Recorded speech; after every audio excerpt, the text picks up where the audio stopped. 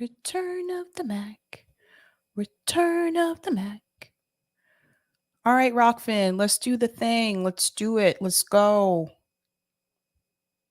Come on, Rockfin. Any day now. Okay. Right, all set on Rockfin, and here we go. Doobie-doobie-doo. Doobie-doobie-doo. Doobie-doobie-doo. I'm your host, Sabrina Salvati. Doobie-doobie-doo.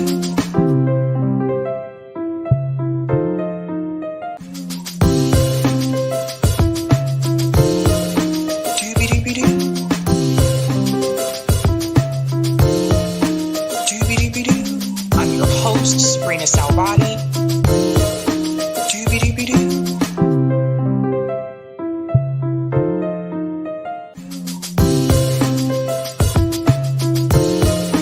Doobie-doobie-doo. Doobie-doobie-doo. I'm your host, Sabrina Salvati. Doobie-doobie-doo. Welcome. Happy Tuesday, guys. Welcome to Sabby Sabs podcast. I'm your host, Sabrina Salvati. If you are new, I want to let you know that Sabby Sabs podcast is a part of Revolutionary Blackout Network. You can catch me there on Thursdays for the Roundtable and Friday for the Sabby Show. And you can catch me here Monday, Tuesday, Wednesday, and Friday. Shout out to everyone watching on YouTube, Rockfin, and Twitter. I want to take some time and shout out people in the chat. What's going on? Hannah G says, ready for this. Shout out. Whoop, whoop. Shout out to GA Freckles, who just became a Sabby member. Whoop, whoop. All right. Greetings, Notori says, rock on. Rock on. Shout out to Hugo, who said, again, as I said on HLM, Roe v. Wade is just another distraction. Oh, Hugo's also a Sabby member.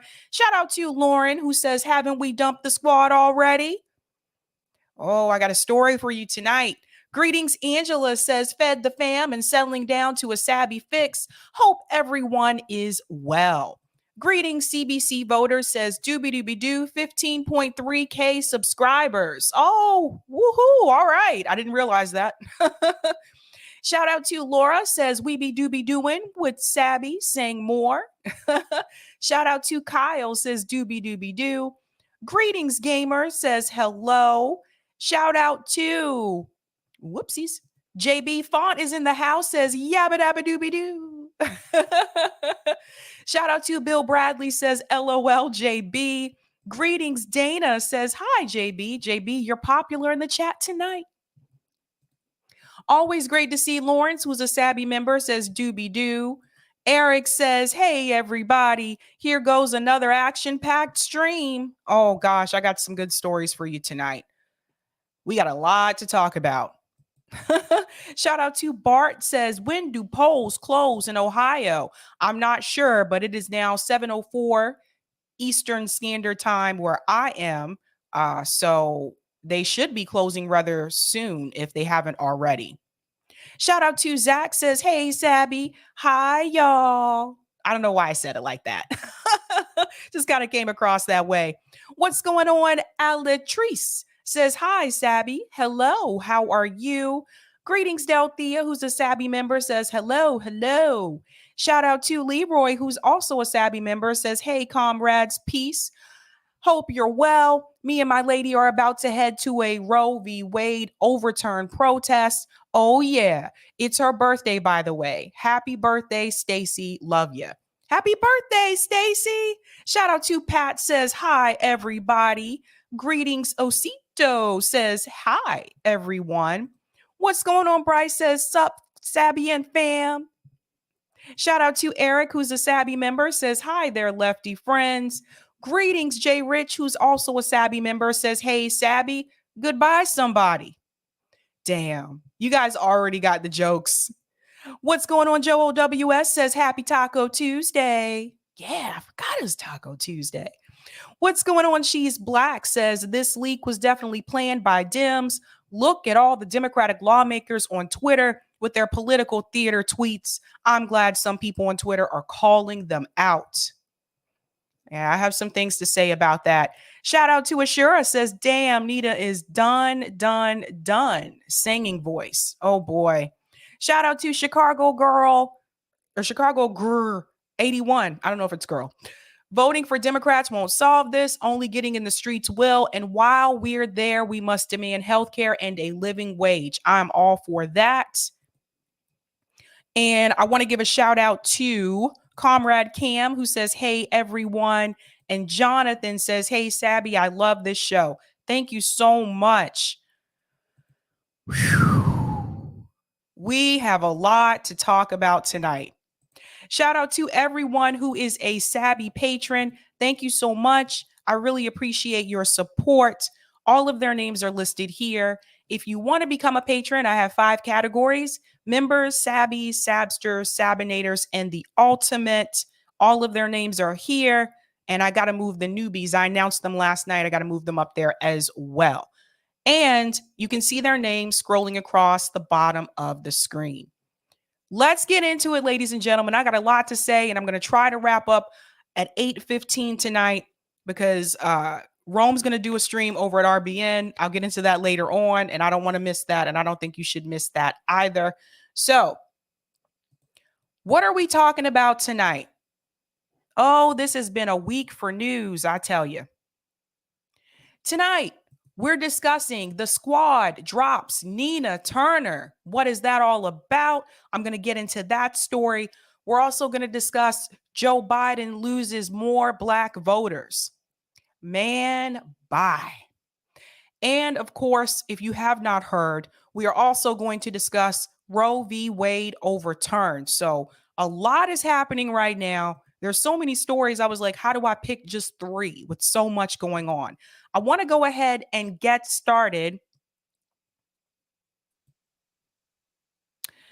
with Joe Biden. Now, I've been covering Joe Biden's polls for a little over a year.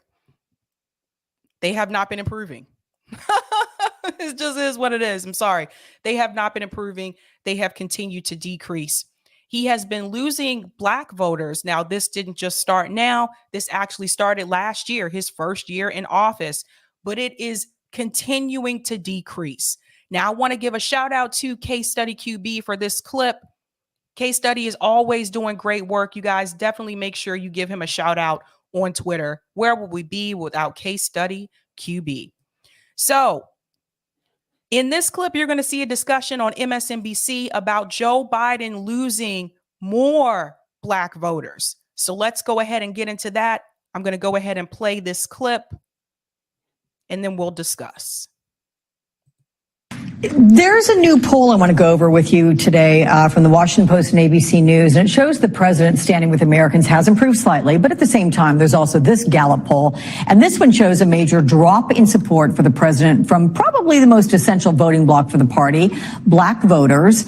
Early in Biden's term, 87% of Black adults approved of the job he was doing. It fell to 74% last summer. Now it stands at 67%. That's a 20-point drop, Dawn.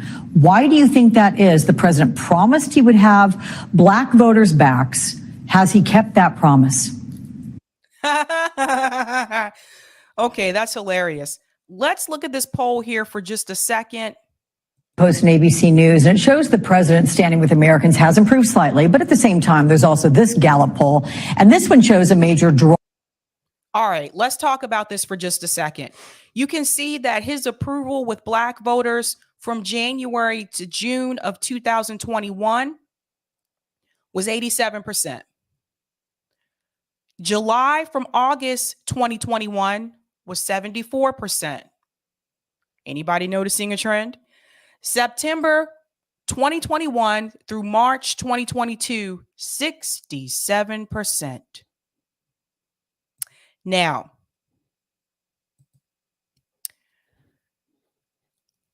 before I finish this video clip, I want to point something out.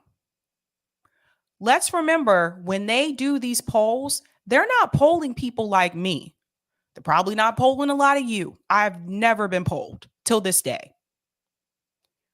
They're polling people in the demographics that are more likely to come out and vote. So a lot of times it's older Black voters that they're polling. People that have landlines. I haven't had a landline since I can't remember. I'm just being honest. I can't remember. I can't. So what's important to note about this is that last night I played a clip of Van Jones talking about why voters are unhappy with the Democratic Party. And he mentioned Black voters. And one of the things that he mentioned was inflation. But as you can see with these numbers right here, if you look at July through August, guys, Joe Biden was already starting to decrease with Black voters before the inflation this year. This is what I was trying to tell people. He was already starting to lose that support. And it's not just Black voters. He's losing support amongst younger voters as well. So this is a problem for Joe Biden and the Democrats. And I say them because I'm not a part of either party. This is very, very concerning. 67%. Now, I want you to remember the Democratic Party, in order for them to win, they have to get the Black vote. If Joe Biden was running for president again this year, he would not win. I don't think he's going to win again come 2024, to be honest with you. But these numbers should be very concerning to the Democratic Party. They should be very concerning to people who are Democrat loyalists. They should all be very concerned. Let's go back into the clip. Drop in support for the president from probably the most essential voting bloc for the party, Black voters. Early in Biden's term, 87% of Black adults approved of the job he was doing. It fell to 74% last summer. Now it stands at 67%. That's a 20-point drop, Dawn. Why do you think that is? The president promised he would have Black voters' backs. Has he kept that promise?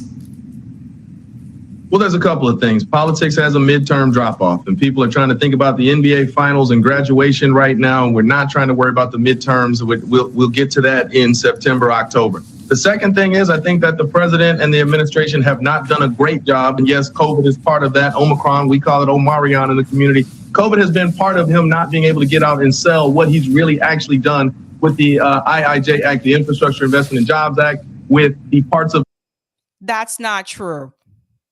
He's saying that because of the pandemic, that has actually prevented Joe Biden from getting out on the road and basically bragging about what he's done. No,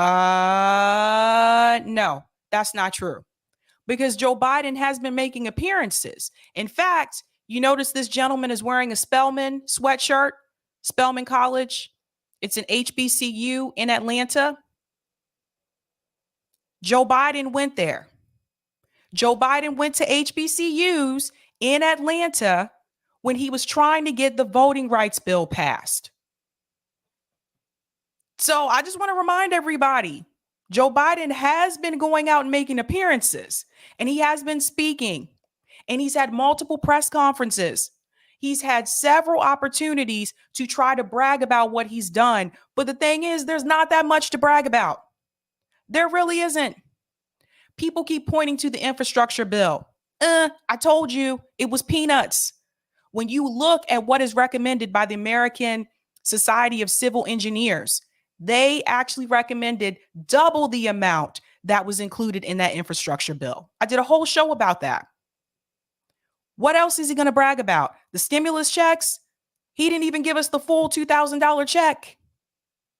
Hasn't canceled student loan debt. There's no $15 minimum wage. There's no living wage. We don't have health care for everyone. And remember, Joe Biden ran on making a lot of promises, things that he was going to do. So I just want to remind you that is not true. Joe Biden has made appearances and he has been saying, oh, well, we've been doing a good job. And not only that, but Hillary Clinton, of course, Mr. Obama, Ro Khanna, all of them have been going across the United States bragging about what Joe Biden has supposedly done. He had a whole team of people to back him up. People aren't falling for it this time. Let's go back in. Back better that were able to pass and become law. And you're seeing really good work right now on the administrative level, teaming with local level and private sector to make regional transformational change, particularly in the transportation sector. So you're seeing some really good things that the administration hasn't sold. But lastly, this administration really has not delivered on some big and bold promises, namely student loan debt. And, that is something that the president can do with the strike of a pen. It's well established now that he has the executive authority. He hasn't done it yet. And those are the type of kitchen table issues that really would do immediate work to close the racial wealth gap. We haven't seen it, and you're seeing a dip in African-American voter enthusiasm as a result. Yeah. Because I keep telling people the student loan debt is going to be a big one. But I want to remind you again about the poll. Typically, when you look at those polls, they're not polling people like me. Those of us, I would say millennials, definitely Gen Z, we're usually not polled. So either a lot of the older voters that were polled still have student loan debt, or it's not necessarily about student loan debt for the reason why they are not approving of Joe Biden's job as president. There are other issues. It's not just about student loan. I just brought up a couple of them. I told you minimum wage did not increase. Everybody still doesn't have health insurance. People lost their jobs. He said he was going to do all of these things for people. And particularly, he said he was going to do things for Black people. Let's also mention police reform, which I would argue, I don't think you can reform it. Body cams was a part of police reform. But what has he done in reference to trying to do something with the criminal justice system and the policing system that we have in this country? If I remember correctly, during the State of the Union address, Joe Biden said, we're going to fund the police. Fund them.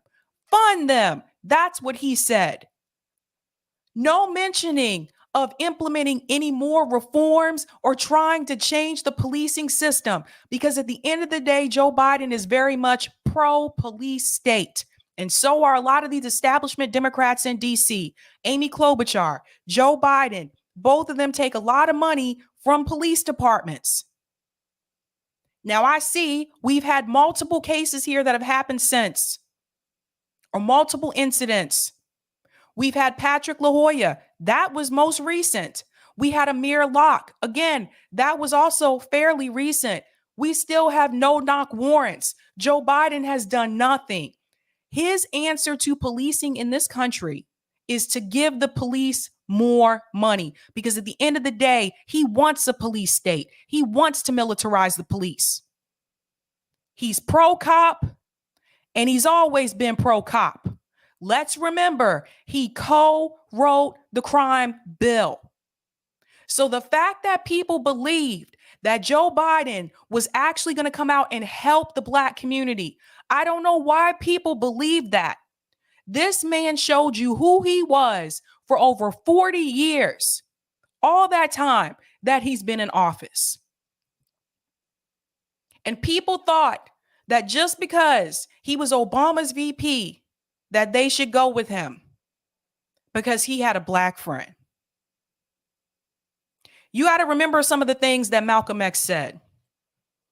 You got to watch out for the liberals. The liberals are like a fox. They're sneaky.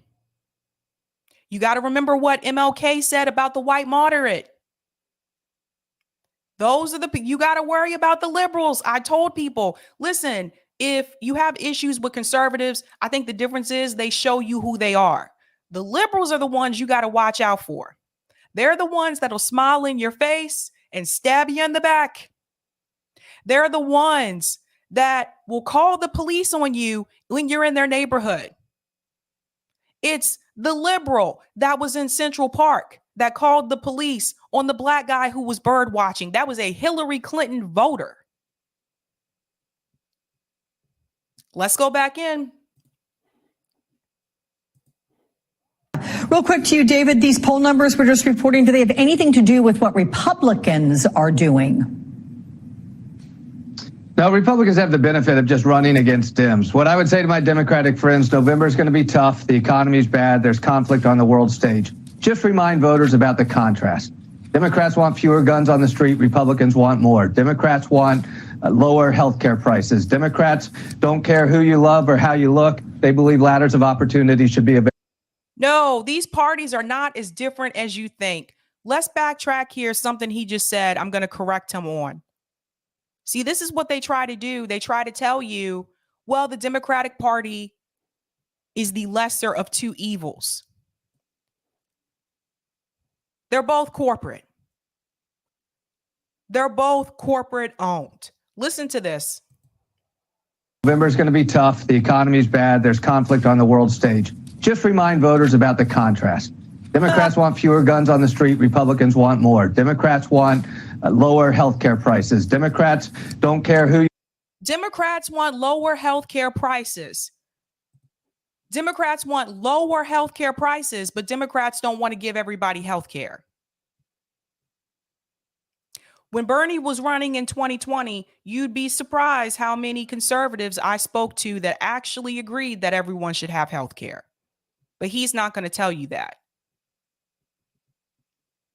Let's go back in. You love or how you look. They believe ladders of opportunity should be available for all. What? Democrats don't care who you love and how you look? Really? Let's talk about that for a second. Let's dive in there, okay? Democrats don't care who you love. I want to remind everyone that Obama was against gay marriage. Now, later on, he changed his position on that, but Obama was against gay marriage. What I've often noticed sometimes with Democrats, well, let's just say liberals, that I've noticed sometimes, and I live in a blue state. Massachusetts is blue for the most part. I live on the progressive side of the state. I live in the Boston area. What I've noticed sometimes is that a lot of these liberals that say they're okay with gay marriage, they're okay with gay rights, they think everyone should have equal rights and opportunities. What I've noticed is that oftentimes those same people, they're okay with it as long as it's at a distance. They don't want it living next door to them. Come with me and go into some of these towns in progressive coast of Massachusetts.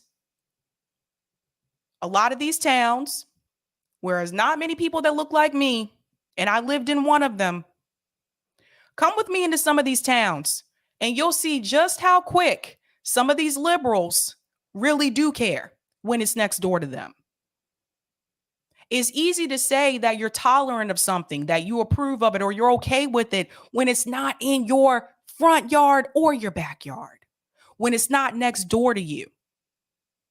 So I would say that liberals are more covert about it. Now, what do I mean by that? Overt. A lot of people, for them, it's easy for them to point out overt racism. That's the easy part. Living down south, overt racism was easily seen. It's in your face. It's open. You can't really hide it or deny it. But a lot of the prejudice that people experience in a lot of these blue coastal states is covert a lot of the times. In places like Massachusetts, in places like New York. There's a lot of covert, and that means that it's not as easily seen, it's not as obvious, and sometimes it can be mistaken for something else. Listen to what Mouse just said here. I'm in the Bay Area, and I've had lib neighbors call the cops when my black friends were visiting me. Thankfully, the cops were chill. That's exactly what I'm talking about. Let's go back in.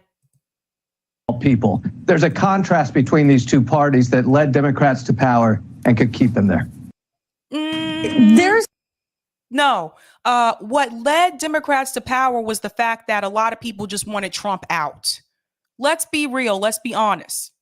I didn't see any Joe Biden signs in Massachusetts, but yet he won my state because a lot of people just wanted Donald Trump out. Let's be real. So what I want you to understand from this is that two things. Joe Biden is continuing to lose support amongst Black voters. That's heavily problematic for the Democratic Party. And number two, these two parties are not that different. The difference comes in a lot of times on the cultural issues. And that's what they'll have us focused on, so that we're not paying attention to the economic issues. We're not paying attention to the fact that both of these parties are corporate. Both of them support corporations. They're donors. They don't support and help the American people. They're both run by Wall Street. The Democratic Party is not any different in that aspect. Wall Street controls them too. And if the only reason that you're voting for Dems is because they have this identity politics that they like to push a lot, the only reason you're voting for them is because it's a Black person, it's a Latina person, you need to ask yourself, why are you voting for them? Because they're still going into a corrupt duopoly that really doesn't care about either one of us. And I'm going to get into a story in a minute that's going to show you just that. So this is important for people to see. This is what they do. I want everybody to remember that the Democratic Party, they're the better one. I used to think that. I used to believe that back in the day. But as I got older and I see how money works in politics, you realize they're both corporate. I'm going to go to some of these comments really quick. Shout out to Aliot, says, hola, Sabby. Hola to you too. Thanks for the super chat. Ava says, I still like Nina Turner. I don't believe she is a turncoat. So for me, and I said this on Jimmy Dore's show, for me, it's not about the individual. It's about the system that they're going into. And we're going to talk about that system in just a second, because I'm going to show you how they do you. Thank you so much for the super chat, The Traveler. When I was in San Antonio, some of my coworkers said they don't give a fuck about Trump rhetoric because their lives improved, and pointed out Dems deport more than Republicans do. I didn't even bring up the issue of immigration, but you're right. There's still kids at the border. There were kids at the border under Trump. There's kids at the border under Joe Biden. Where's the tears? All those people that were crying and weeping and whoo when Trump had the kids in the cages at the border. By the way, Obama built the cages. Where's all those people now? They went back to brunch. You don't see AOC crying anymore about those kids at the border. It's all theater, all a joke. Pat says, why would any Black voters vote for a man who said he didn't want busing because he didn't want his kids growing up in a racial jungle, and who put Black folks in jail for what his kid did? One word, Pat. Propaganda. Propaganda. JB said older Black people who watch MSNBC have landlines. This is true. Never people like us. If they included us, his rating would be around 27 to 29% easy. It's true. I don't know. If you guys have been polled in the chat, let me know. I've never been polled. Never. I would like to be polled. But it just does not happen for me. Does not happen. We're going to go ahead and go into our next story, because we're talking about the corruption and the duopoly and all that jazz. We need to talk about what's happening with the squad and Nina Turner. Now, for those of you who don't know, make a long story short, the Progressive Caucus decided to endorse Shontel Brown. I talked about that like a week or two ago. So that still stands. As of last night, AOC has decided to endorse Nina Turner. The election is today. Just FYI. I question the timing. All this time she had to endorse Nina Turner, she waited till the night before. So that's interesting. The other members of the squad, as of before this live stream, have not. And that includes Cori Bush, by the way.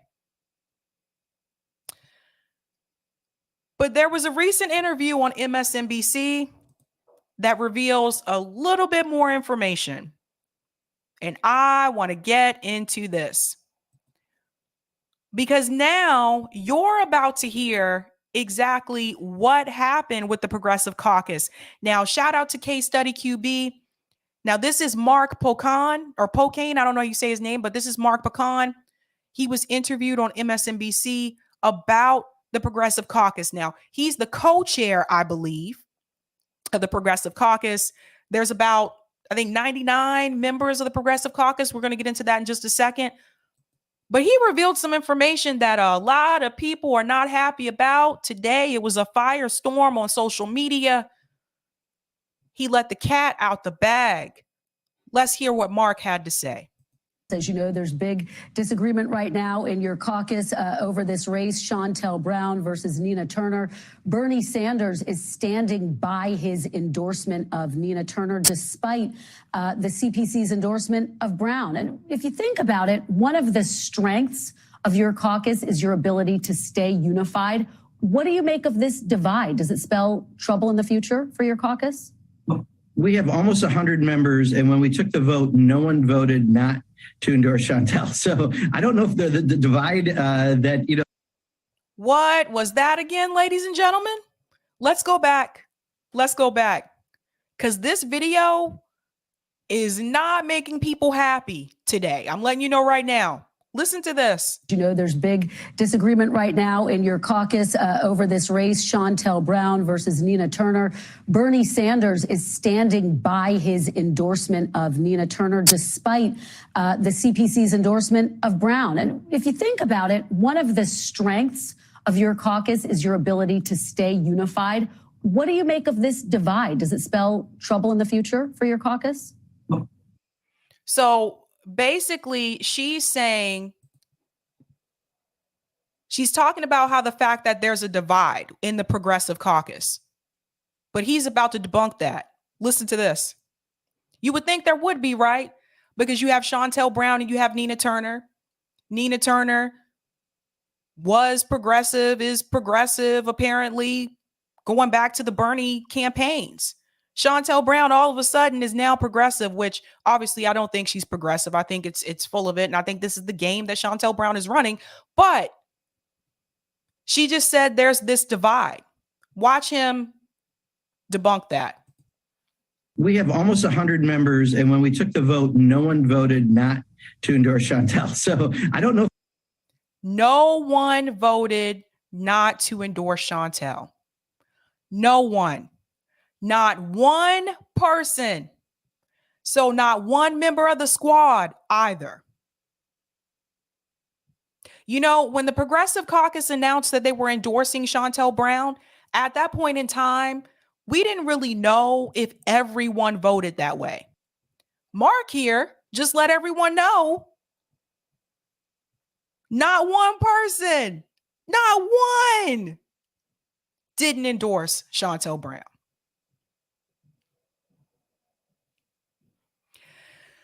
You know, it's really interesting to me that AOC not only endorsed Nina Turner last year, but she went to Ohio to help Nina Turner campaign. How do you go from that to not one person, not one of them? Rashida Tlaib, Ilhan Omar, Ayanna Pressley, Cori Bush, AOC, Jamal Bowman, not one.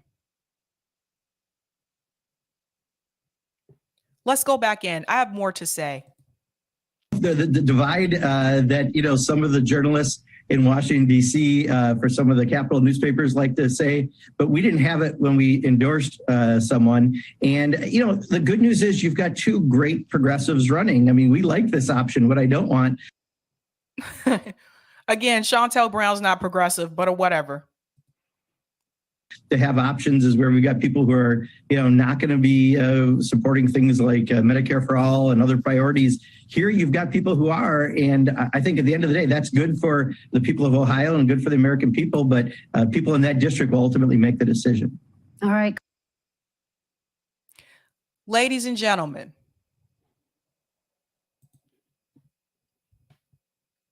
I hate to say I told you so. I hate to say those of us at RBN have been telling you for over a year. This was just a game. Now, what I'm curious to know, why is Nina Turner still defending the squad? And they have thrown her under the bus. They didn't stand up. None of them stood up for that Progressive Caucus endorsement for Nina Turner. Not one. And Nina Turner is still defending the squad. Right now, AOC is the only one to come out to endorse, and that was last night, so that's questionable. Because how do you refuse to stand up for Nina Turner in reference to the Progressive Caucus endorsement, but you decide to endorse her the night before the election? So AOC is trying to play in both lanes. She's trying to do two things here. No, you can't. You got one foot here, you got the other foot over here. This is a game. I'm going to go to the next clip. There's other things I got to show you about this. Let me go ahead and get these Rockfin comments really quick. And then I have more to show you about this. I've been trying to tell people about this, man. I knew this is just a game. Thanks for the tip on Rockfin. Roger Meadows commenting on when last week you and Sawant said that it is a constant fight against the corporate class, that you just can't take a win and relax, that you must constantly be vigilant to continue to fight for what is due. And don't take your eye off the ball for 1 minute just to risk losing it.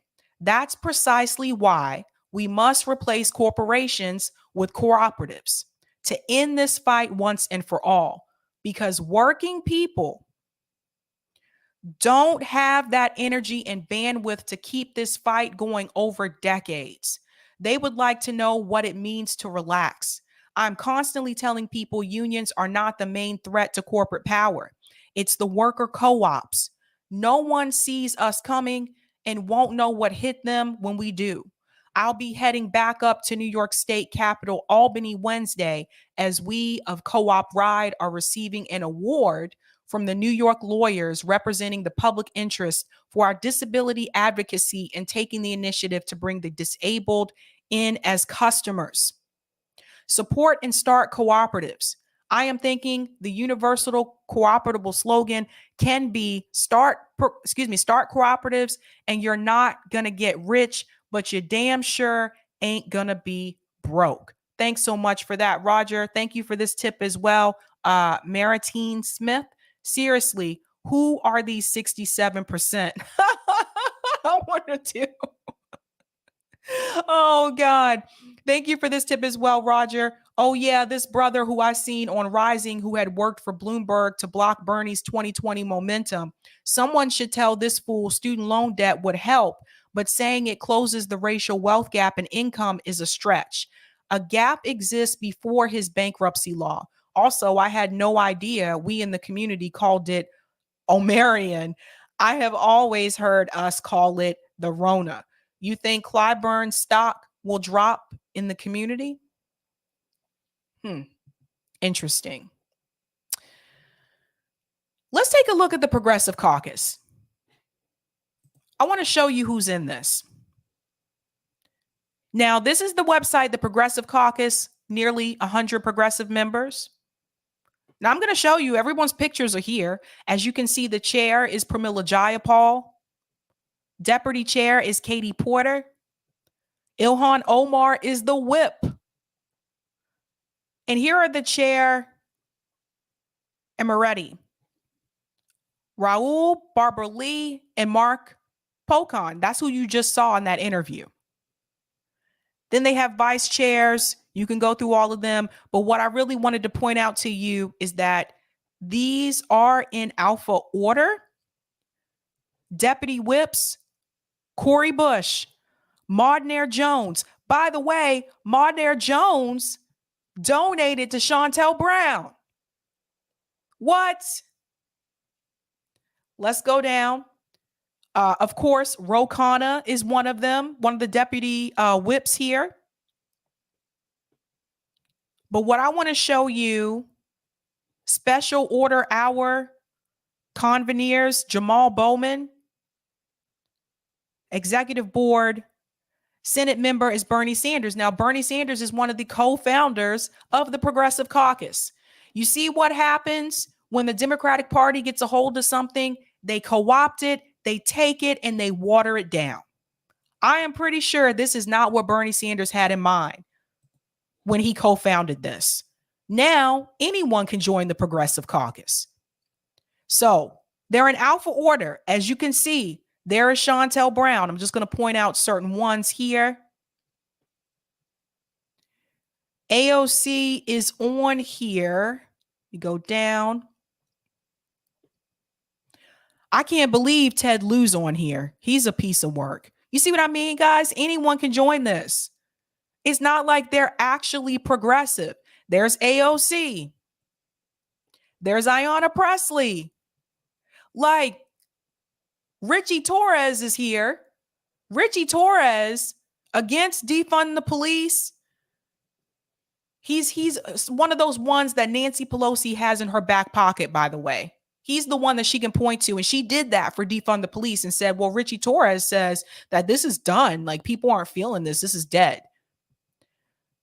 Maxine Waters, the same one who told homeless people to go home. Guys, Frederica Wilson is a part of the Progressive Caucus. Now, if you go way back on my channel, you'll see that I interviewed Christine Olivio. And Christine Olivio is running against Frederica Wilson. Frederica Wilson is not progressive. Why is she a part of the Progressive Caucus? Anyone can do this now. Anyone.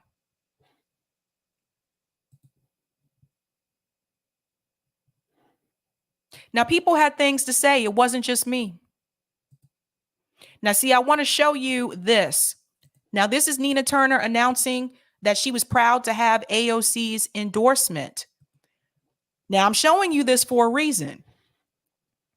So Nina posted this and said, Representative Ocasio-Cortez is a leader in the fight for climate justice, worker rights, and building a multi-generational, multiracial working class democracy. Together, we will change what is possible in our political system. But none of them in the squad has been trying to change what's possible in the political system. None of them have done that. In fact, the times that they could have done that and they had a chance to do so, they folded, they caved every time. They don't use their leverage. So this was announced by Nina Turner.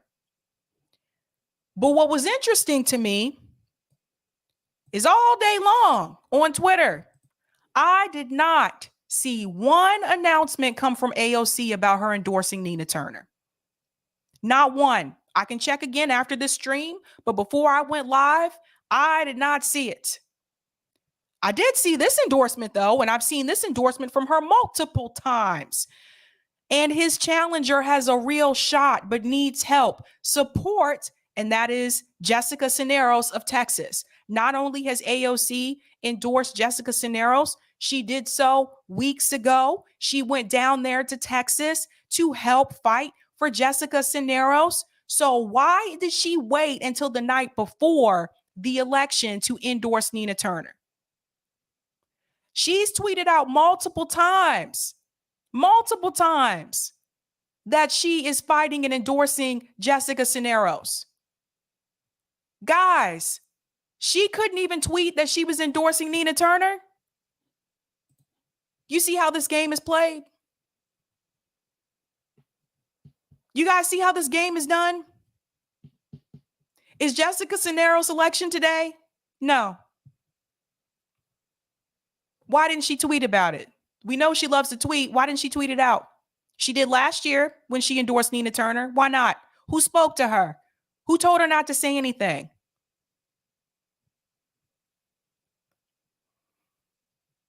Where do you go from here? Where do you go? They've shown us time and time again they're not going to fight for us. They're not going to push back. What was the point of putting progressives in the Democratic Party to push back on the Democrat establishment if they're not going to push back on the Democratic establishment? If you're in the audience and you canvass for AOC, you canvass for members of the squad, give me a shout out in the chat and let me know. How do you feel knowing that you sat there and you knocked on all those doors, asking people to vote, asking people to donate? If you phone banked for AOC and the rest of the squad, how do you feel? How does it make you feel to see that they are not trying to do anything for us? How does it make you feel to see that they are sitting there and they are going along with establishment Democrats? I know how it makes me feel. Doesn't make me very happy. Bailey said, I feel like a damn fool. I do too. How do you play people like that? Calling people on the phone, going to neighborhoods where people barely had $10 to give and gave it anyway because they believed in you, because they believed that you were going to go in and push back on the establishment. And we've seen you just go in and go along with the establishment. What was the point? If they really wanted to fight back, you need a different party. You are not going to change the Democratic Party. We see what's happening. Chicago, I knocked on doors in the freezing cold in Iowa for Bernie, and he stabbed me and everyone like me in the back. They are my enemies for life now. You see, I told you, I want to do a panel with people who canvass for them. Nick quit his job to canvass for Bernie Sanders. You think his job was waiting for him when he got back? No, they don't want to hear about it. They don't want to hear about it from us. Even Jordan Sheraton's pissed. Even Jordan Sheraton has some things to say. I'm going to go ahead and go into this video.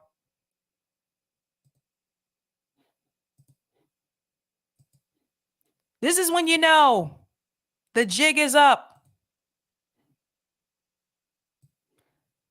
Let's go ahead and play this. No, there was an election on Tuesday. A lot of people don't even know who their congressperson is. That's not just in Cleveland, that's everywhere. That's what I'm talking about, voter apathy. So when you have someone like Nina Turner up against all this big money, not only that, have you seen the corporate establishment cavalry that Chantal Brown has brought in over the last few days? The Death Star, James Clyburn, was here yesterday for Chantal Brown. Hakeem Jeffries, another corporate soulless sellout, was here for Chantal Brown. Tim Murphy, who's running for Senate here and is a congressman and a pro-union guy, but he's really full of shit. He was here for Chantal Brown. There was another congresswoman, her name escapes me. And of course, Biden's endorsement of Chantal Brown.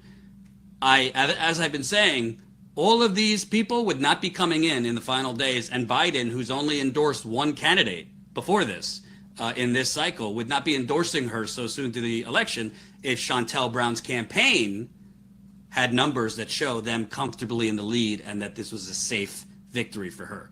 I think it's close, folks. I think it's close. All those people came out there to help and support Chantal Brown. Where are the progressives in Congress? Where are the progressives in Congress that came out there to support Nina Turner? Do you see them? Did you find them? I didn't. Where are they at? They can't even tweet about it.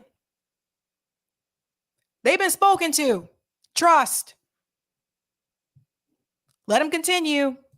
And would AOC on the ground mean put Nina Turner over the top? Probably not.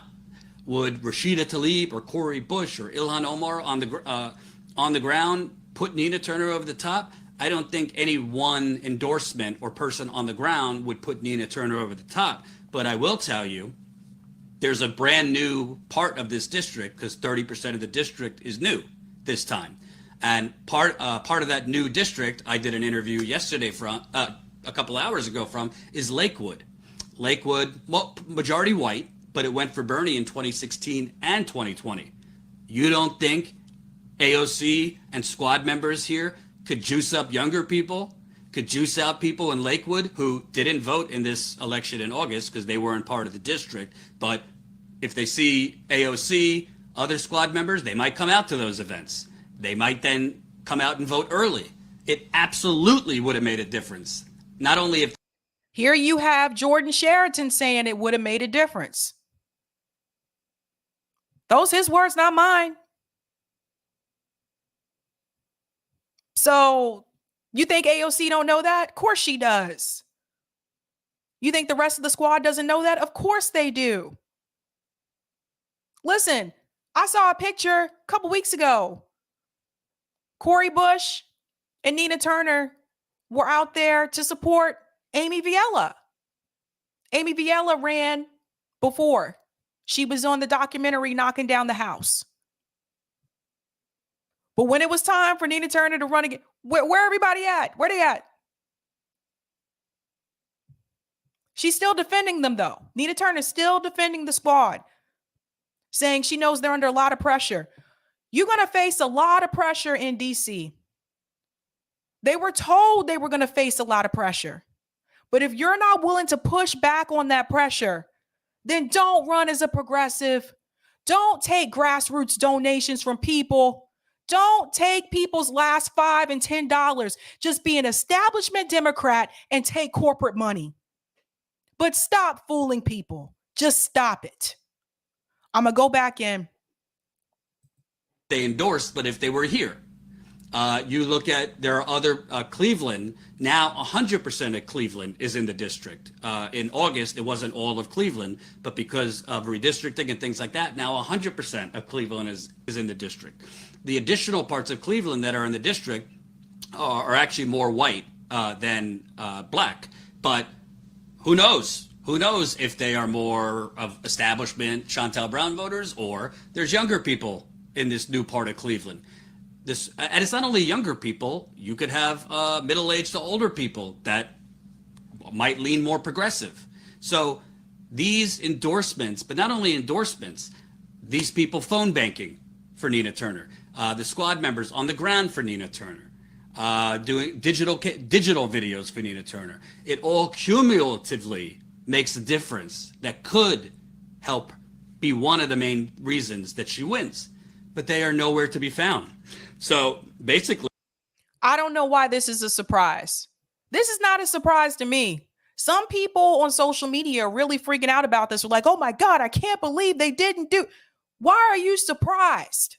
Why are you shocked? What did they show us last year? What did they show us the year before? When have you seen them push back, really? When have you seen them really fight back? Are you really surprised? Really? Or do you just want people to think you're surprised? This whole movement now is banking on Nina Turner.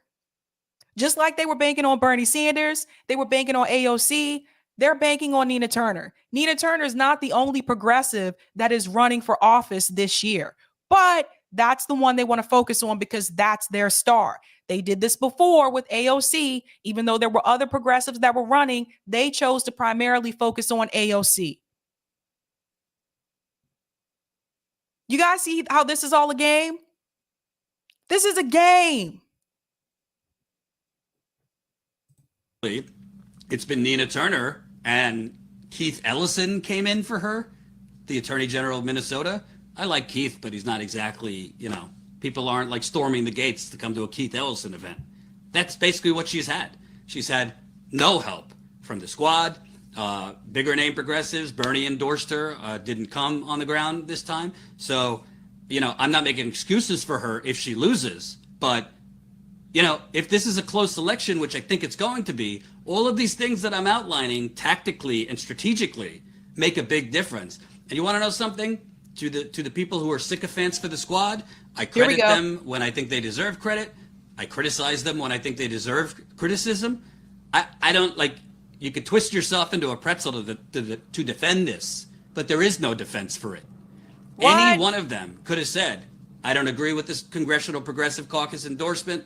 I endorsed Nina Turner, and I'm getting on the ground there. Any one of them could have done that. They could have together done it as a block. And at the end of the day, how you have to worry if you're the squad, not just about Nina Turner's election, but how are you're going to just keep on further deflating the progressive base, the people that knocked on doors for you. Look, Jordan is a day late and $1 short. People been saying this for years, but they said we were nihilist. We were pessimistic. No, we were telling people the truth. I think Jimmy was the first person to call it out. Then all these people were like, we're going to turn against Jimmy because he said that. How dare he criticize our queen? So many people have idolized these politicians. They put them on pedestals. And I tell you guys, don't do that. They're people. They can be bought. They can be paid. Too late for me. It's too late for me. Jordan's late with this. He know better. Come on. Let's be real. Volunteered, phone banked, gave money. You're going to continue further deflating them to the point that they're just not going to vote, or they're just going to, vote Green Party or independent or not vote at all. And that's people's prerogative. And you want to know something? If people are going to do that because they're getting frustrated by you not showing up when you should be showing up, I can't really blame those people. So Jordan just said if people want to vote green or if people don't want to vote because the squad has not been showing up, he said he doesn't blame those people. But he did. In fact, not only did he blame those people, he blamed us particularly. What you don't see at this clip, and I'm not going to show it on here because I think someone else is going to address this tonight. Later on in this clip, Jordan Sheraton goes on to smear Jimmy Dore and RBN. Now, he doesn't mention our name, but he mentions putting on a general strike summit. There was only one platform that did that, and that was RBN. He goes on to say, I don't see you guys organizing. I don't see you guys coming up with the strategy. That is an outright lie, and Jordan Sheraton knows better. And I know he knows better because I've told him what we've been doing. I told him about Tour for the Poor. I told him about how Afeni does activism on the ground, how we all do mutual aid. I told him all of those things. And then he goes and says this in this video after knowing the truth. So that's a deliberate lie. I'm not going to go too much into that because, like I said, someone is going to be addressing that later on. But he crossed the line. You don't have to like those of us that don't want to do this strategy anymore. That's fine. I'm not looking for a friend. I have friends. I didn't start this show to make friends with people. Now, some friendships came along the way, and that's great, but that's not my plan for this. My plan was to educate people because I realized there was a void in this space that needed to be filled, and it wasn't being done. Now you have more voices. Now you can educate more people. So you don't have to like those of us that don't want to do this strategy. You can go on and call us all kind of names. By the way, he went from calling us nihilists at the end of this video. He calls us absolutists now. That's fine. But what you will not do is sit here and tell blatant lies about us. That is what you will not do. That I'm not going to go for. Now, I've said before, I appreciate the work that Jordan Sheraton does on the ground, but I do not appreciate lies. You can disagree with us. You can disagree with the strategy. You don't have to be nice to us. I really don't give a damn. I have my friends. But I will not sit here and let you lie on us and tell these stories to your audience what we have not done when you know damn well we have done it. You have crossed a line. We ain't got to be friends. We ain't got to be bros. None of that. But if you come after us with lies, then I know what is really your motive. I know what you're really about. You're not trying to make no change. See, now he's a part of Breaking Points, right? That's cool. Now I think he feels he can speak a little bit more freely about us. Doesn't mention our name, though. Very careful about that. But like I said, we're the only ones that did a general strike summit. So he says that these YouTube hosts, he calls us YouTube hosts, by the way, as if he's not on YouTube. The fuck? He knows that we were activists first before we had a platform. Jordan Sheridan knows all of this information, and I have receipts.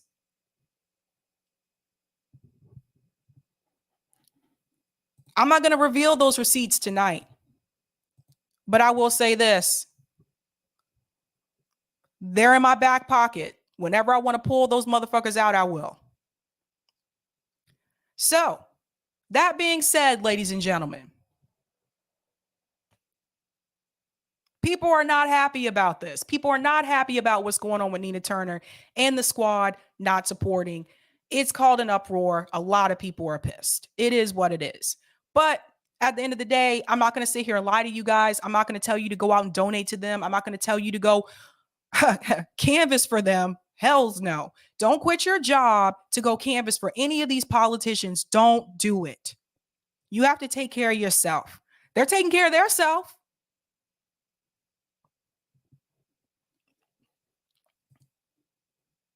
What did you say, Snowy Taco? Oh, I want to know now. Oh, not Snowy Taco, Charlie. Oh, I want to know now. In due time. But I got those receipts. It's called chess, not checkers. I'm going to shout out some of these super chats and I'm going to go into my final story. Shout out to Delthea. Thanks for the super chat. Politicians are not your saviors. They are your servants. Act like you know the difference. Well said. Shout out to Izzy Paints. Bougie liberals that are left curious are just afraid of what the logical conclusion of giving up on the Democratic Party actually means. That's a good point. Ad Kid, Sabby, why does Jordan continue to provide cover for AOC, Squad, Nina, and instead call out Jimmy Dore and RBN? Because again, that's what works for that brand. You guys got to know, like, when I started my channel, I started off interviewing progressive candidates. Some of them, you know, like Shahid Buttar, he's been on here a couple of times, actually. Christina Livio, Ali Dowsimer. There's so many of them. Like, you have to go further back on my channel to find those. That's how I started off my show. So a lot of those people have been on here. It's not like I was someone who just did not believe in this strategy ever. I was a heavy Bernie supporter. I have a vlog on my channel. It's way, way back there. A vlog on my channel of me at Bernie Sanders rally. I talked to a lot of people about Bernie Sanders. So I tried this strategy. I really did believe that this would work. I tried. But after people show you what they are time and time again, do you still keep playing the same game? You're playing poker. Are you going to play the same hand that you keep losing? No, I'm not. Thank you so much for the super sticker. Uh-oh, I missed it somewhere. How did I miss that little? Okay. Thank you for the super sticker, Aberdeen71. Apparently, I scrolled down instead of up. Thank you for the super chat, Rodrigo. Jordan said the squad are not frauds, just weak. Tool. Again, that's what works for his brand. Oz, thank you so much for the super chat. Here's a coupon. Jordan Sheraton's Win Friends and Influence People Rehab. Get some help, Jordan. Oh, God. Shout out to Oz, guys. A kid said, Sabby, please consider how long it took Jordan and Status Quo to recognize AOC. The squad sold out Nina. He continues to give them the benefit of the doubt. Wish he would realize he was wrong to begin with. I think he does know that. A kid, guys, I think they know. I don't think this is like, you know, like I said, this is all a game. People just trying to, like, they got to do what works for their brand. Tristan, thank you so much for the super chat. Show business equals politics. US equals marketing is all that matters. Who cares? War, suffering? Nope. We got power to hold on to. There's no business like show business. Dance, you fools. I hope I got all of them. I don't know what happened there earlier. Somehow I skipped over. Oh, thank you for the super chat, The Traveler. Nikema Williams shouldn't be on there either. Her predecessor said he would vote against Medicare for all because it's a threat to funding if he votes yes. Interesting. JB said, yeah, they don't actually want to push for actual change. They rather have Chantel because it's easier to not fight. Thank you for the super chat. Garble. Shafted, not polled. Shaken, not stirred. I'm sorry. That's me just being silly. I think I got all of them. Okay. But yeah, I gave this strategy a try. I see the writing on the wall. And the problem is, again, it's not about individual people per se. It's about the system that they're going into and the fact that the money controls everything. And if you took grassroots donations, you're still going into a party that is corporate owned, that is owned by Wall Street. And if you think that people like Nancy Pelosi and Chuck Schumer are going to let them come in and change that party, you are sadly mistaken. The whole party here is against Nina Turner coming in for the most part. They don't want her there. Joe Biden doesn't want her there. The Progressive Caucus doesn't want her there. Why would you why do you want to go join these people? Why? What's going to happen when you get there? Because I think a lot of people are sitting back and they're thinking, yay, if Nina wins, this is going to be great because she's going to whip the squad in line. She's going to really go in there and bulldoze through the door. And she's going to tell them this is how you're going to do things. And she's going to get them to fight back. I don't think that's going to happen. I'm trying to tell you who's in control here. And it's not the politicians. It's the money. Most people know that. Most people know that. But they won't tell you that. At least most people in this space know that, but they won't tell you that. Remember back when we used to talk about getting money out of politics? Don't hear so much about that anymore, do you? Let's go into the final story. I'm looking at the time and I do want to wrap up at a certain time. I'll go to that at the end, Eric. Let me go ahead and get into this. If you have not noticed, I think most of you do know about this. The Supreme Court, this came out last night right after I got off of my stream. Supreme Court has voted to overturn abortion rights. Draft opinion shows. Now, apparently this information was not supposed to get out, but it did. So here we go. The Supreme Court has voted to strike down the landmark Roe v. Wade decision, according to an initial draft majority opinion written by Justice Samuel Alito, circulated inside the court, and it was obtained by Politico. So again, this information was not supposed to get out, but here we are. We hold that Roe and Casey must be overruled. This is what it says in the document, labeled as the opinion of the court. It is time to heed the Constitution and return the issue of abortion to the people's elected representatives. Deliberation on controversial cases have in the past been fluid. Justices can and sometimes do change their votes as draft opinions circulate, and major decisions can be subject to multiple drafts and vote trading, sometimes until just days before a decision is unveiled. The court's holding will not be final until it's published, likely in the next 2 months. So get ready for this. The immediate impact of the ruling, as drafted in February, would be to end a half-century guarantee of federal constitution protection of abortion rights and allow each state to decide whether to restrict or ban abortion. It's unclear if there have been subsequent changes to the draft. So here we go.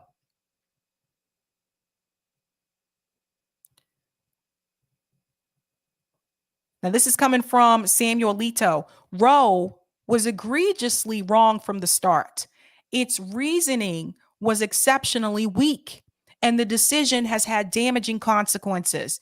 And far from bringing about a national settlement of the abortion issue, Roe and Casey have inflamed debate and deepened division. Now that's coming from Justice Samuel.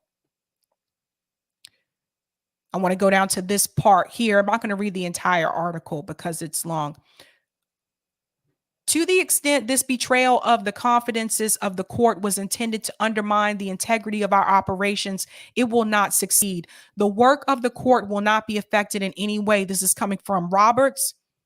This was a singular and egregious breach of that trust that is an affront to the court and the community of public servants who work here. So they weren't too happy that this information was out there. This was not supposed to be revealed, basically, but it was anyway. And I want to talk about this for just a second. Some people were not too happy that this got out and voiced it on Twitter. Now, this is Justin Amash. I think he used to be a Republican and then decided to become an independent while Trump was in office. He said leaking a draft opinion of the Supreme Court destroys trust amongst the justices and undermines justice. The justices must be able to share their thoughts candidly and vulnerably with one another. They are judges deciding cases, not legislatures writing laws that need public input. I disagree with this. We need to know what they're planning. The fact that here we are, it's 2022, and they're trying to take us back decades over Roe versus Wade. Now, there were numbers of people protesting outside the Supreme Court today. Afeni was one of them. She was on JB's channel discussing this as well. I have to say this here. Let me take this off. Before anybody comes to me and tells me this is the Republicans' fault, I'm here to tell you that this is both the fault of the Republican Party and the Democratic Party. The Democratic Party is in power right now, not Republicans. And when you have people like Nancy Pelosi, who has sat up there and said, it was just a couple years ago, 2017, Nancy Pelosi said that the abortion rights issue, the Roe v. Wade issue, is not going to be a priority of the Democratic Party. She said that would be a bad thing for them to do. They should not focus on that. Fast forward to 2022, and here we are now.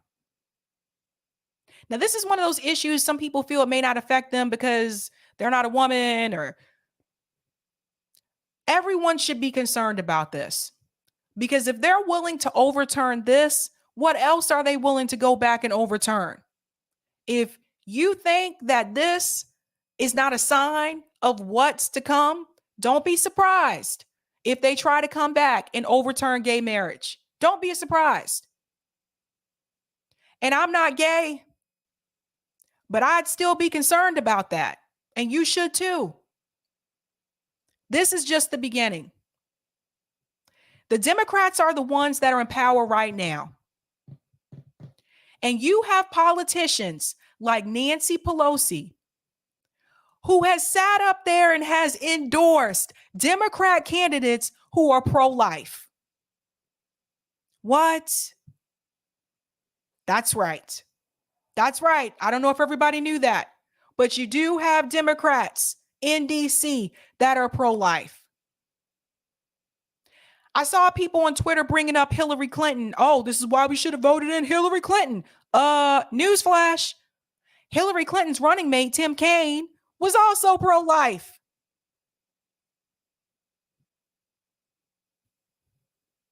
Just something I want you to remember. Then you got Democrats endorsing Democrat candidates and Democrat politicians who are pro-life. Is anyone going to call that out? Because see, with the Republican Party, we know they make that their position. We know that they'll tell you, look, we're pro-life. But you have Democrats in DC claiming to be Democrats and they're pro-life. And you have other candidates endorsing them. Yes, Rick is right. Pelosi endorsed Queller. Henry Queller, that's the guy running against Jessica Cisneros in Texas. He is pro-life. I don't know. And please shake the people who are like, you should have put Hillary in, and remind them that her running mate was also pro-life. Please do that one for me. This is the Democrats' fault right now. I want to remind you of something. Now, some people may have forgotten, but I didn't. January 22, 2021, Biden reaffirms commitment to enshrining Roe v. Wade in federal law. This was something that Joe Biden promised. Another thing that he promised that he did not do. President Biden ran on codifying Roe v. Wade, pushed by abortion right advocates as a response to the growing number of abortion restrictions passed by state legislatures in recent years and a federal judiciary that has been flooded with Trump nominees, including the Supreme Court. Again, it even repeats it here. The Biden-Harris administration is committed to codifying Roe v. Wade and appointing judges that respect foundational precedents like Roe. That statement came from the White House.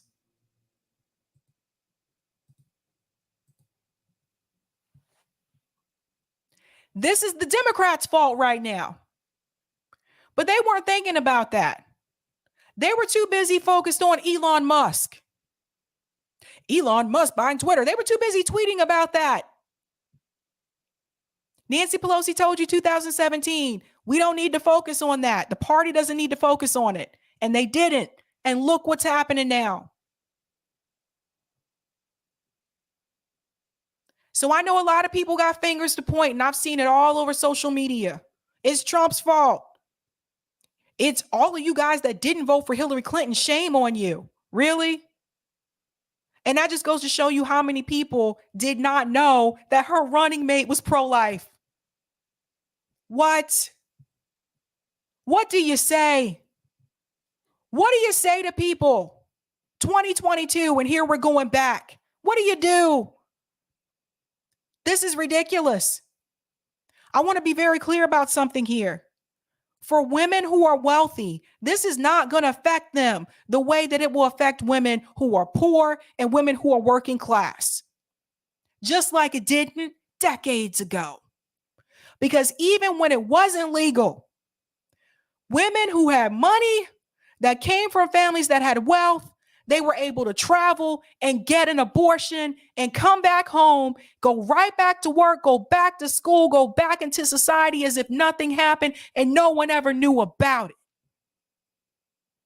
The women who are really going to be impacted by this is going to be women who are poor, who are working class, and particularly women of color. I'm saying the quiet part out loud. We need to get real here. Now, what happened to those women in the past decades ago? What did they do? Some of them still decided to have an abortion. But since they didn't have the money to have it done properly, this is how you ended up with back alley abortions. Some of those women died because they don't have the funds to do the things that the wealthy women can go and travel and do. All this goes back to the class issue again. That's who it's going to affect. And whether you're a woman, a man, have at it. If you're poor, working class, or middle class in this family, you should be appalled. This is a war not just on women, reproductive rights. This is a class war.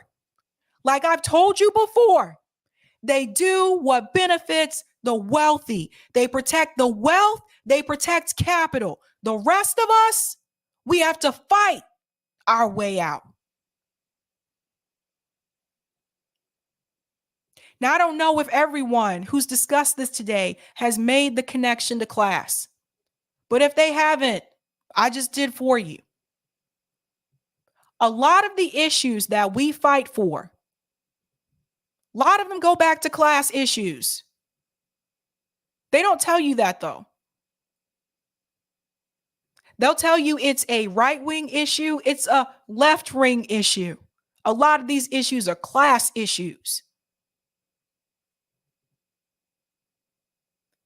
We are losing more and more of our rights in this country. 1 minute it's censorship. They want to take away your voice. They don't want you to have free speech. They don't want you to have free press. You got to have a certain narrative if you're going to speak. Now they're trying to come for reproductive rights again. So much control. So much control. That's what they want to do to us. They want to control us, all of us. Not just the women, all of us. Afeni made this statement here. And she's right. This shit is the Democratic Party's fault. Point blank. They refuse to hold the line on anything, and our lives are at stake. All of this destruction has happened under Joe Biden. We can't just vote for BS anymore. So many women and femmes are going to die as a result of this. What can I say? She's right. Who's in power? What have they done? Nothing. Nothing. I'm going to go to some of these super chats here. There's so much more I could say on this topic, but I do really have to end this a little bit earlier tonight. JB said, we queer people are next. Interracial couples are next as well. Look, they gonna come for me? What's happening here? JB has a good point. They gonna come for me? They're gonna tell me and my husband can't be married? That's gonna be done? Instead of giving the American people tangibles, they take tangibles away. They're not giving us things. They're taking things away from us. Thank you for the super chat, Janice. They aren't pro-life. They are anti-choice. That's a good point. Well said. Thank you for the super chat, Andrew. Jink Uger says vote for Nina Turner and get others to vote for Nina Turner to save Roe v. Wade. He wants to blame us if Nina loses and Roe goes away.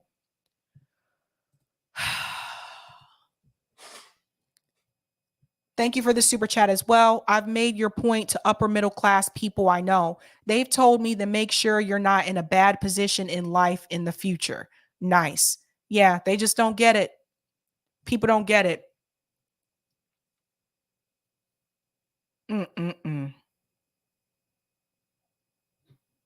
When I saw that last night, when I got off my stream, the first thing I said was on Twitter, you guys ready to hit the streets yet?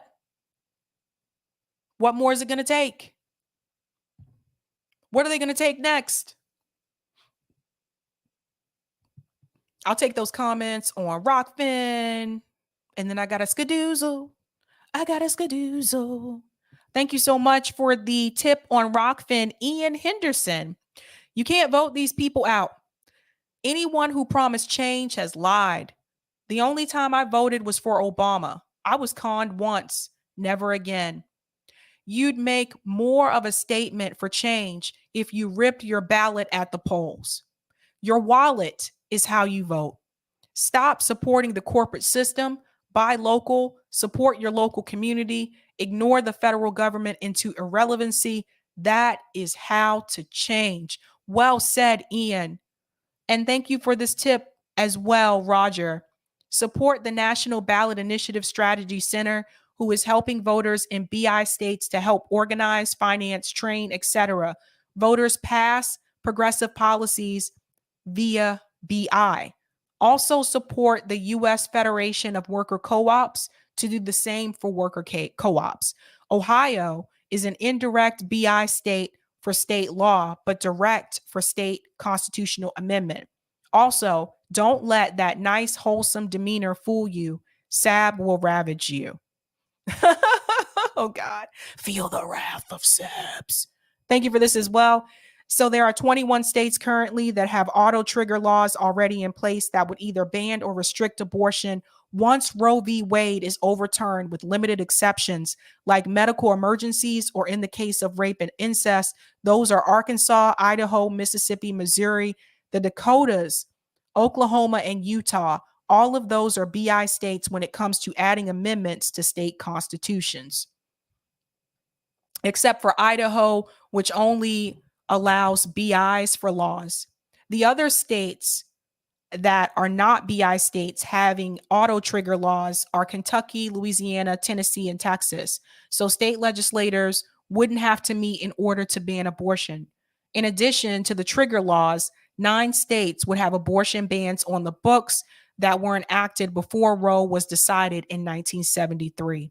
Those states, 4 trigger law states, along with Alabama, Arizona, Michigan, West Virginia, and Wisconsin, could choose to immediately begin enforcement. Out of those, Arizona and Michigan and BI states that allow voters to add amendments to their state constitutions. And 4 other states, Georgia, Iowa, Ohio, and South Carolina, passed so-called heartbeat laws in recent years that ban abortion after cardiac activity is detectable, which can be early as 6 weeks into a pregnancy. All 4 laws are currently blocked by courts, but injunctions could be lifted if the Supreme Court overturns Roe. Out of those, only Ohio allows voters to add amendments to state constitution through BIs. All of that was referenced from an NPR article, by the way. 2011 Mississippi voters against a BI that would have made abortion illegal. Mississippi. Those BI states can add an amendment stating the state cannot deny nor mandate medical procedures and treatments it deems necessary and unnecessary. That's it, nothing more. So people on the right and civil libertarians who are against the jab and people on the left who are pro-choice will be satisfied. Where the part regarding the state cannot mandate medical procedures and treatments it deems necessary would satisfy the right and civil libertarians. The parts regarding the state cannot deny medical procedures and treatments it deems unnecessary would apply to pro-choicers. Taking it out of the hands of the government and putting it in between a doctor and the woman. Tie the two together and it's guaranteed to pass. Most women who get abortion are low income and do it because they know we don't have a well-financed, strong social safety net government, especially for new moms, that will help in raising of that child to contribute one day to society and keep them well above poverty line. By pushing BIs, that'll improve our economic conditions. Also, you satisfy both sides, less abortions due to a strong, well-financed social safety net. This might force both parties' hands to address their duty, adhere to gen welfare. Thank you so much for that. Yeah. Thank you for the super chat. Sean, Chris Hedges called it Christian fascism. You know, it's true. And I think I missed one. Did I get everything? Yeah, I did. Okay. It's true. A lot of the women that may have to get them, it's because of our lower income and, you know, can't really afford to travel to go get that done. So, and it's true. Our society is not set up for community of raising children in a sense that the community actually supports the children. We don't have that type of society in this country. We just don't. Cheese sandwich, 14% votes counted. Chantel, 70%, Nina, 30%. Thank you so much for that. Cheese. I don't know why I said it like that. I'm sorry. I am sorry. Well, Bart, one thing to keep in mind, it's only 14% that's in. That gap will narrow. Whew. That was a lot to talk about tonight, you guys. I do have to go, but I wish I could stay longer. Go check out Revolutionary Blackout Network. I believe Rome is either, I thought Rome was going live at 8, so he might be live like right now, or he's going live in a second. So definitely check out RBN tonight, you guys. Love you guys. Again, we just have to keep fighting back, man. We got to keep fighting back. And I'm going to tell you right now, something some people don't want to hear is not going to happen at the ballot box. Have a good night. Keep up the fight.